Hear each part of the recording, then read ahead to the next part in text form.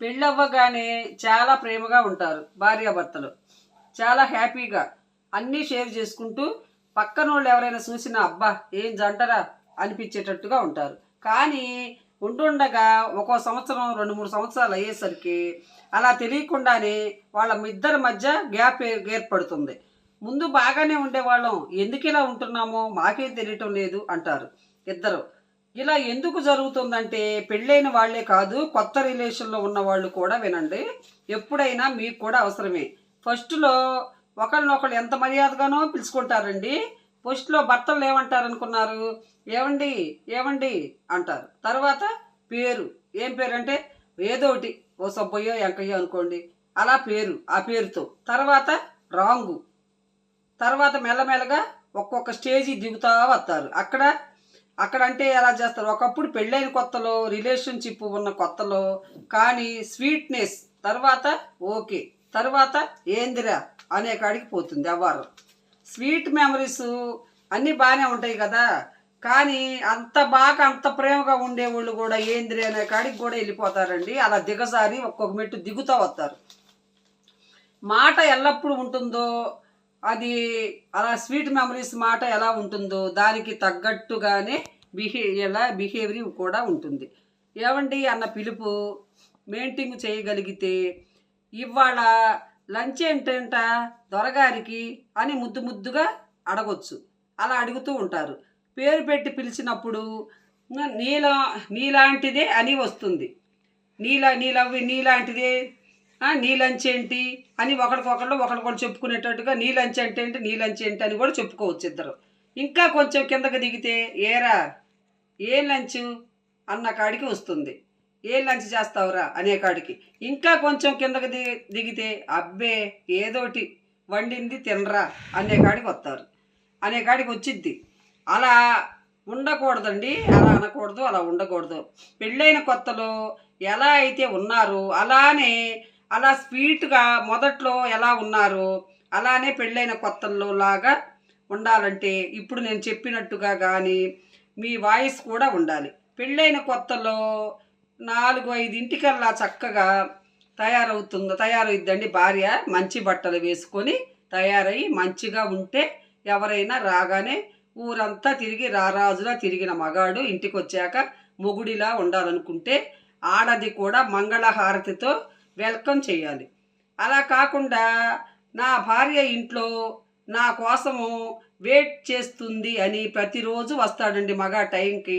కానీ మగాడు ఇంటి ఫస్ట్ డే అని ఫస్ట్ వచ్చేటప్పటికి అలసిపోయి ఇంటికి వస్తాడో, నాకంటూ ఒక ప్రాణం ఉంది ఇంట్లో, బయట 1000 మందిని మెయింటైన్ చేసిన ఇంట్లోకి చేయాల్సిన అవసరం లేదు, 100 మందిని బయట మెయింటైన్ చేసినా నాకు ఇంట్లోకి వెళ్తే హాయిగా ఉంటుంది అని అనుకోవాలి.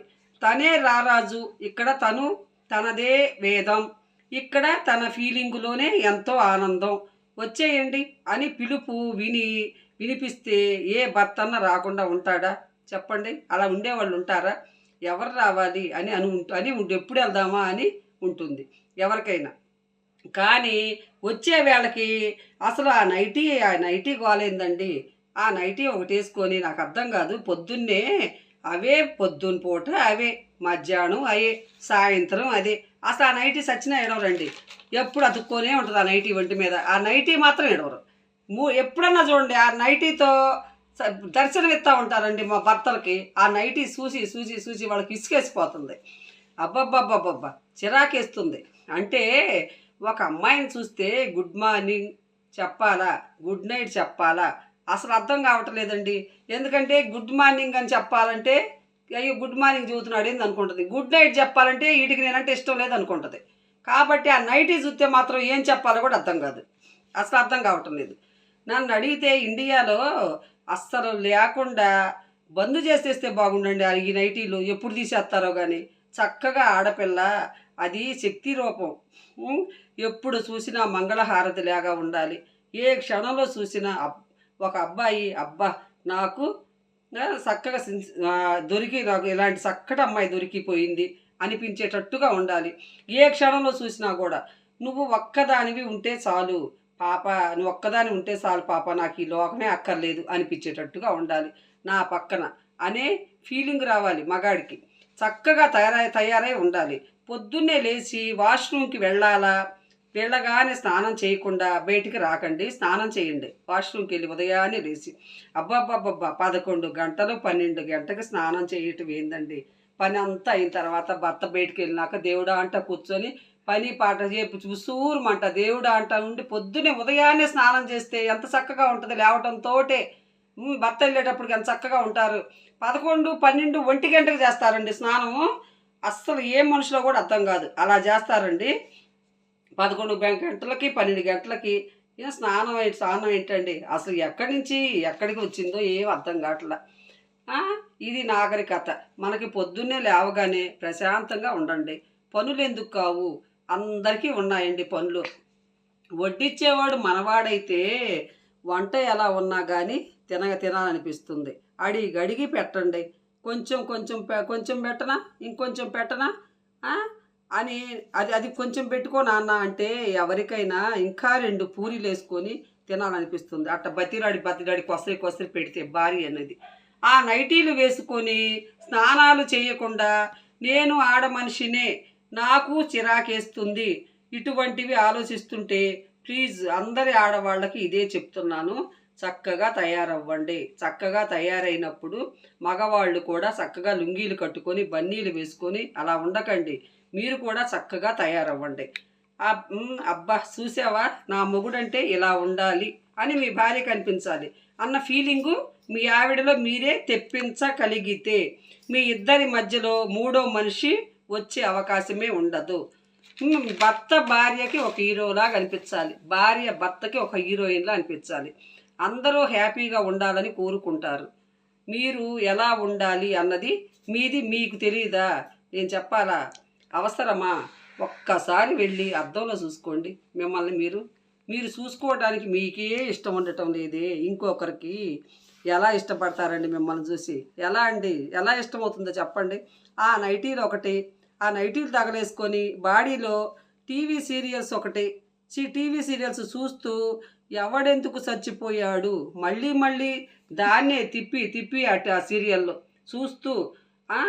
చూస్తూ ఉంటారండి. ఆ మైండ్ సెట్టు ఇలా ఉంటే 7 సముద్రాలు దాటి ఏ వైపు కోసమైతే వస్తుందో, ఎలా ప్రాణం వస్తూ డోరు ఓపెన్ చేసి చూసి పక్కింటికి వెళ్ళిపోతున్నాడండి మగాడు. ఎంత పనిలో ఉండి కూడా 7 సంవత్సరాలు దాటినంత వేగంగా ఇంటికి వచ్చేసరికి ఈ భార్య భర్తను పట్టించుకోకుండా టీవీ సీరియల్లో మునిగిపోయి ఆ టీవీ సీరియల్లో ఏం జరుగుతుందా, వాడి భార్య ఎలా ఉందా, ఈడి భర్త ఎలా ఉన్నాడా, వాళ్ళ కాపురం ఎలా ఉందా, వీళ్ళ కాపురం ఎలా ఉందా అని టీవీ సీరియల్స్ గురించి ఆలోచిస్తారే కానీ మీ కాపురం గురించి మీరు ఎందుకు ఆలోచించుకోరు? మీ భర్త వచ్చే టైం అయిందిగా.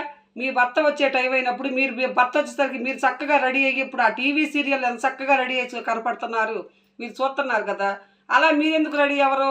మీ భర్త వచ్చేసరికి కంపు నైటీ ఒకటి వేసుకొని గబ్బు కొట్టుకుంటా స్నానాలు చేయకుండా టీవీలో సీరియల్స్ చూసుకుంటా ఇంటికి వచ్చేసరికి మా భర్త వస్తాడని పట్టించుకోకుండా ముఖం తిప్పుకొని కూర్చొని వాడే వస్తాడు వాడే వెళ్తాడన్న ఫీలింగ్తో కూర్చుంటే వాడు మీ ఇంటికి రావాలా పక్కింటికి వెళ్ళా కూడా వాడికి అర్థం కావట్లేదు. అసలు ఇల్లా కాదా అనిపిస్తుంది ఇంటికి వచ్చేసరికి మగాడికి.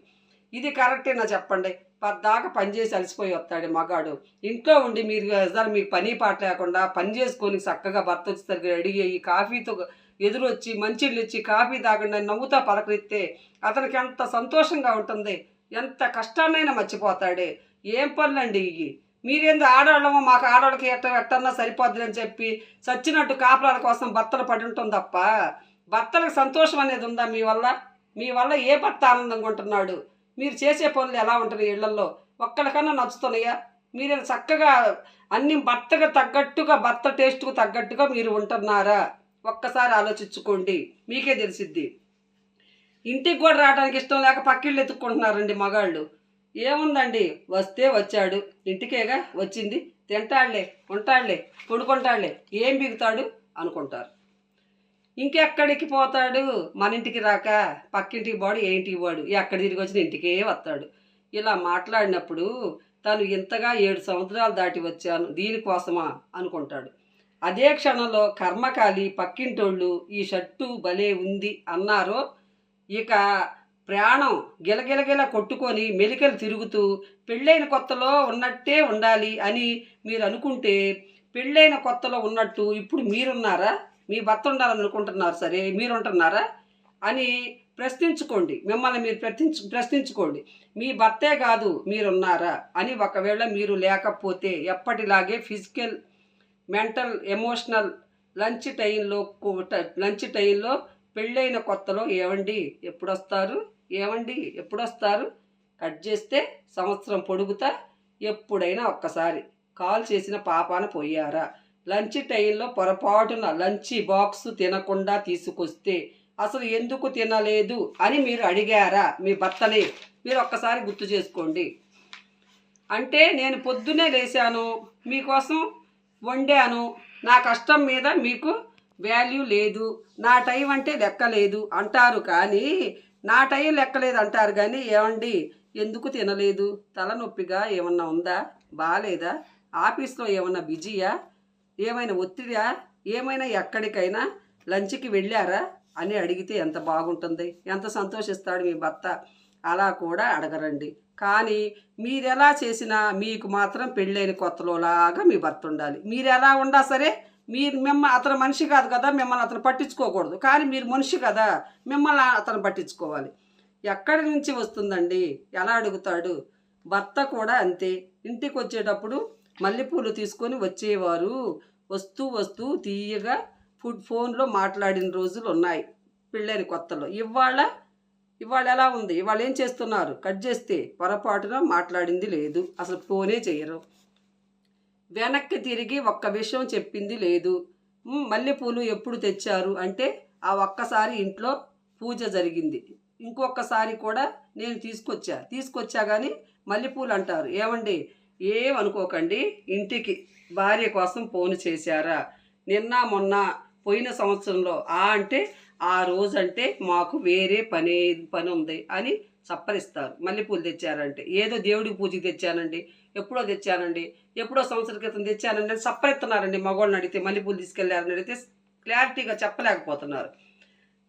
ఇక నైటీ వేసుకోక ఏం వేసుకుంటుందండి మీ భార్య అయినా? మీరు ఎప్పుడో సంవత్సరానికి ఒకసారి మల్లెపూలు తీసుకొచ్చి మీరు పట్టినట్టుంటే మీ భార్యకి చీర కట్టుకోవాలా, చక్కగా రెడీ. మీ మగాళ్ళలో కూడా ఉండయండి లోపాలు. మీరు భర్త ఇంటికి వచ్చేటప్పుడు మల్లెపూలు తీసుకొని రావచ్చుగా. మల్లెపూలు ఎందుకు తీసుకురాకుండా వస్తాయి? ఎప్పుడో పెళ్ళైన కొత్తలో తెచ్చేది ఏంటండి? మల్లెపూలు రోజు తెచ్చుకోవాలి భార్యకి. మీకోసం ఆ పూల కోసం మీకోసం ఎదురు చూసిద్దండి. మీరు కూడా మారాలి. సప్పరించకుండా మీ భార్య సగం నైటీ వేసుకుంటుందంటే మీరు కూడా కారణమే. మీరు ఆలోచించుకోండి. ఏం వేసుకుంటుంది మీరు ఇలాగుంటే? ముద్దు పెట్టేవాడు వస్తున్నాడు అంటే ముస్తాబు కాకుండా ఎలా ఉంటుందండి ఆడది? ఆడవాళ్ళు సింపుల్గా రైట్. ఇద్దరిది తప్పు ఉందండి. ఇద్దరే కొత్త రిలేషన్లో ఉన్నవాళ్ళు ఒక్క రెస్టారెంట్కి వెళుతున్నారు. కారు రాగానే అబ్బాయి వెళ్ళి కారు డోరు తీస్తాడు. సంబరపడిపోద్ది, నా భర్తే కనుక కారు డోర్ తీశాడని. మళ్ళీ హోటల్లోంచి రాగానే మళ్ళీ కారు డోరు వేస్తాడు. ఎప్పుడు ఇలాంటి వాడే దొరకాలని, ఇలాంటి వాడినే పెళ్లి చేసుకోవాలని, ఎన్ని జన్మలైనా ఇలాంటి భర్తే కావాలి అని ఏ ఆడదైనా కోరుకుంటుంది. కూర్చుందా కారులో? కూర్చుందామనుకుంటే చెయ్యరు. ఈ అబ్బాయి ఎందుకు అలా చేశాడు? ఆ అమ్మాయి అలా ఎందుకు తయారై వచ్చింది? ఈ అమ్మాయి నైటీ వేసుకోకపోతే ఏం తీయడం? ఈ అమ్మాయి నైటీ వేసుకోలేదు కాబట్టే కారు డోర్ వేసాడు, కారు డోర్ తీశాడు. అదే నైటీ వేసుకుంటే తీసేవాడు కాదు, వేసేవాడు కాదు.